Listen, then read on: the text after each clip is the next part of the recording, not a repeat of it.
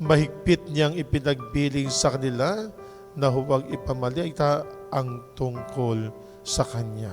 Hindi mayabang, hindi nagmamalaki, hindi lumalaki ang ulo. Ang pagkilos ng Diyos ay hindi pagmamalaki.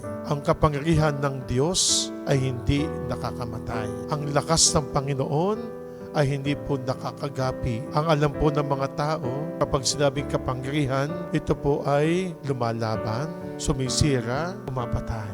Ang kapangyarihan ng ating Panginoong Diyos ay para po sa ating lahat. Ano yung kapangyarihan yon? Ang pag-ibig niya. Magagapi ang lahat ng mali. Ang tapang ng ating Panginoong Jesucristo, ang ating Panginoong Diyos, amang nasa langit, ay ang kanyang pag-ibig.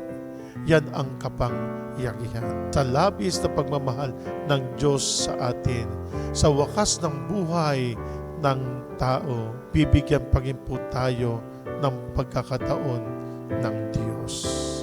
Magbago. Yan ang kanyang kapangyarihan. Sa wakas ng buhay ng tao, doon natin matitikman, doon natin mararanasan ang tunay na pag-ibig ng Diyos, ang tunay na kapangyarihan ng Diyos.